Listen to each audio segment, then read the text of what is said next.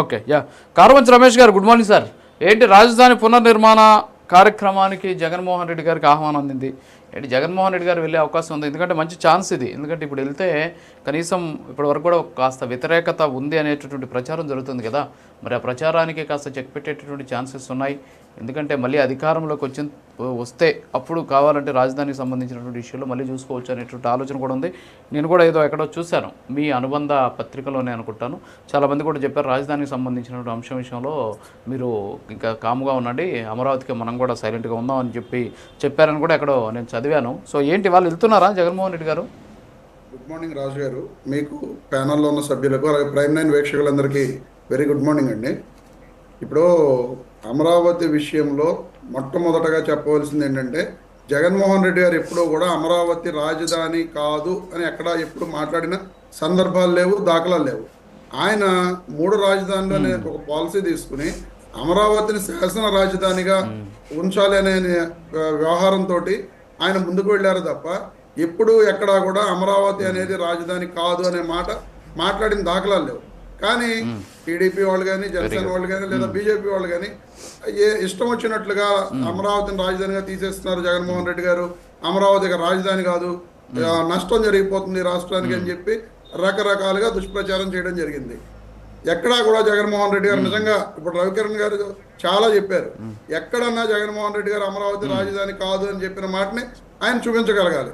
అలాగే రవికిరణ్ గారు చెప్తూ అమరావతి ఒక్కటే రాజధాని అని కూడా చెప్పలేదు ఆయన. నేను 3 రాజధానులు అనే పాలసీ తోటి జగన్మోహన్ రెడ్డి గారు ముందుకెళ్లారని చెప్తున్నానండి. నేనేమి అమరావతి ఏకైక రాజధాని అని చెప్పి జగన్మోహన్ రెడ్డి గారు చెప్పారని చెప్పట్లా. అలాగే మన రవికిరణ్ గారు మాట్లాడుతూ అమరావతి రాష్ట్ర ప్రజల ఆకాంక్ష, అది మళ్ళీ ఈ రోజున నెరవేరుతుందని చెప్పి చెప్పడం జరిగింది. కానీ 2019-24 మధ్య ఆంధ్రప్రదేశ్ బీజేపీ అధ్యక్షులుగా ఉన్న సోమవీర్రాజు గారు ఏం మాట్లాడారో మన రవికిరణ్ గారు మర్చిపోయినట్లున్నారు. 3 రాజధానులు అంటే తప్పేముంది, ఒక్కొక్క చోట అభివృద్ధి చేస్తానంటూ 13 జిల్లాలు అభివృద్ధి చేసిన 13 రాజధానులు ఉన్నా సరే తప్పులేదని చెప్పి ఆ రోజు రాష్ట్ర పార్టీ అధ్యక్షులుగా ఉన్న సోమవీర్రాజు గారు మాట్లాడిన మాటలు మరి రవికిరణ్ గారికి గుర్తులేవేమో ఈ సందర్భంగా మరి ఆయనకి నేను గుర్తు చేస్తున్నాను. అలాగే ఆయన చెబుతూ రాష్ట్ర రాజధానికి ఎక్కడో కేంద్ర ప్రభుత్వం చాలా సహకరించేస్తుంది, అమరావతిని ఏకైక రాజధానిగా కేంద్ర ప్రభుత్వం కోరుకుంటుందని చెప్పి మోడీ గారు కానీ బీజేపీ గారు కానీ కోరుకుంటుందని చెప్పి చెప్పడం జరిగింది మన రవికిరణ్ గారు. మరి కర్నూలులో హైకోర్టు పెడతామని చెప్పి ఇదే బీజేపీ వారు ఎందుకు తీర్మానాలు చేశారు, ఎందుకు ఎన్నికల ప్రచారంలో చెప్పడం జరిగింది?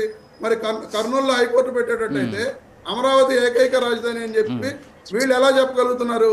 అంతేకాకుండా సుప్రీంకోర్టులో కేసు ఉండగా కేంద్రం ఇదే మోడీ గారు ప్రధానమంత్రిగా 2019-24 మధ్య ఉన్న ఎన్డీఏ ప్రభుత్వం కేంద్రంలో సుప్రీంకోర్టులో అఫిడవిట్ ఫైల్ చేసింది. ఏమని ఫైల్ చేసింది? రాష్ట్ర రాజధాని యొక్క నిర్ణయం అనేది రాష్ట్ర రాజధాని పరిధిలోది, కేంద్రానికి ఎటువంటి సంబంధం లేదని చెప్పి అఫిడవిట్ ఫైల్ చేయడం జరిగింది.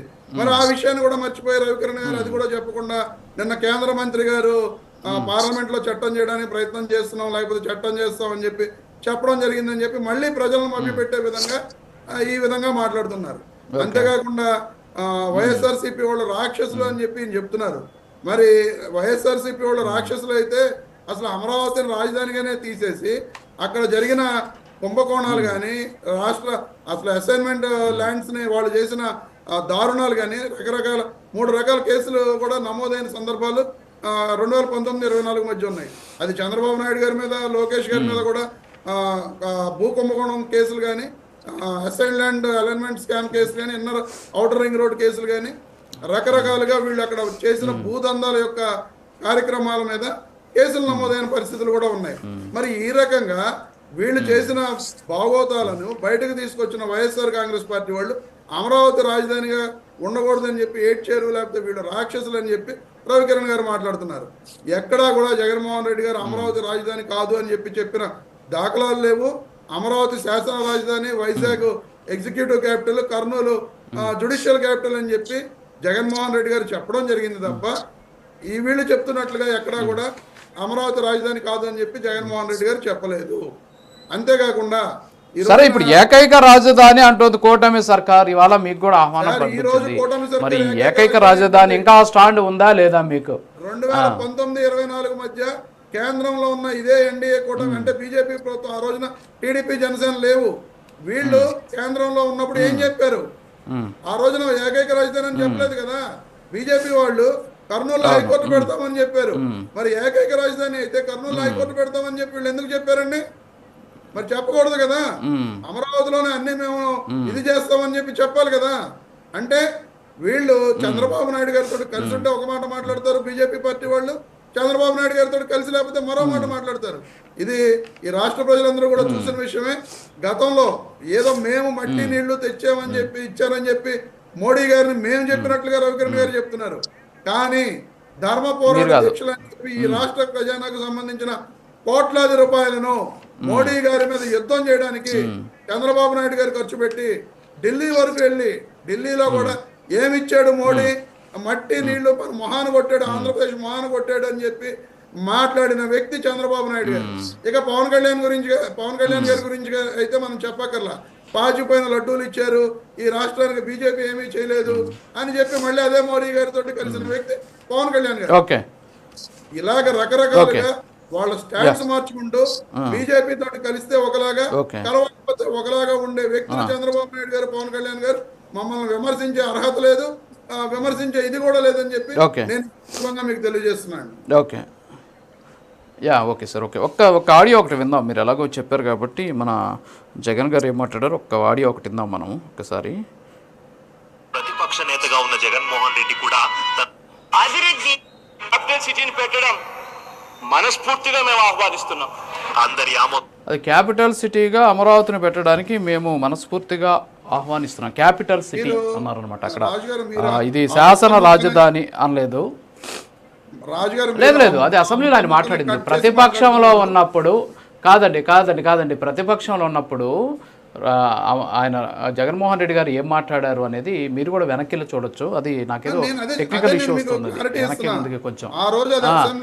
కాదు అధికారంలో ఉన్నప్పుడు కాదు, ప్రతిపక్షంలో ఉన్నప్పుడు క్యాపిటల్ సిటీగా చెప్పండి. 2014-19 మధ్య ప్రతిపక్షంలో ఉన్నప్పుడు జగన్మోహన్ రెడ్డి గారు అసెంబ్లీలో మాట్లాడిన విషయాన్ని మీరు చూపిస్తున్నారు. ఆయన మాట్లాడిన వాక్యాన్ని మాత్రమే మీరు కట్ చేసి వినిపిస్తున్నారు. మనకి భూమి కట్ చేయలేదండి, ఉన్నది అది నాకు అందుబాటులో ఉన్న దాన్ని మాట్లాడాను. ఆ రోజు ఏం మాట్లాడారు మీరు కూడా వెనక్కి వెళ్ళి మాట్లాడొచ్చు. వీలైతే ఈవినింగ్ వీలైతే మన ఇద్దరం చెప్పండి కంప్లీట్ కూడా చెప్పండి. ప్రభుత్వ భూమి 20,000 ఎకరాలు ఉన్నా సరే, ప్రభుత్వ భూమి కాకుండా ఇక్కడ నూజివీడి దగ్గర, అటు దొనకొండ దగ్గర ఈ చోట్ల ఉన్నా సరే, ఆ భూమిలో కాకుండా రైతుల నుంచి ఈ విధంగా తీసుకుని 3 పంటలు పండే భూములు తీసుకుని క్యాపిటల్ నిర్మాణం అనేది కరెక్ట్ కాదు. అయినా మెజారిటీ పక్షం మీరున్నారు కాబట్టి మీరు ఆ రోజున తీసుకున్న నిర్ణయానికి నేను కూడా ఏకీభవిస్తున్నాను అని చెప్పి చెప్పడం జరిగింది తప్ప మొట్టమొదటిగా ఆయన చెప్పింది ఉన్న చోట పెట్టాలి. ఎందుకంటే ఆ రోజున అధికార పక్షానికి మెజారిటీ ఉంటది, వాళ్ళు ఏ నిర్ణయం తీసుకున్నా అసెంబ్లీలో చెల్లుబాటు అవుతుంది. మేము వ్యతిరేకించినా అది ఆగదు కాబట్టి ఆయన వ్యూస్ చెబుతూ చివరిలో ఆయన చెప్పిన మాట చెప్పాలి సార్. మనం ఆగడం కోసం కాదు, కనీసం మన వర్షం చెప్పుకోవాలి కదా. ప్రతిపక్షంలో ఉన్నప్పుడు వాళ్ళు తీసుకున్న నిర్ణయం ప్రకారమే జరుగుతుంది అనుకున్నప్పుడు మనం ఏం చెప్పాలి? మీరు అపోజ్ చేసి మీ స్టాండ్ని ఆ రోజే చెప్పేసి ఉంటే తర్వాత జరిగినటువంటి ఎన్నికలు ఎలా ఉండేవో తర్వాత చూసుకోండి వాళ్ళం.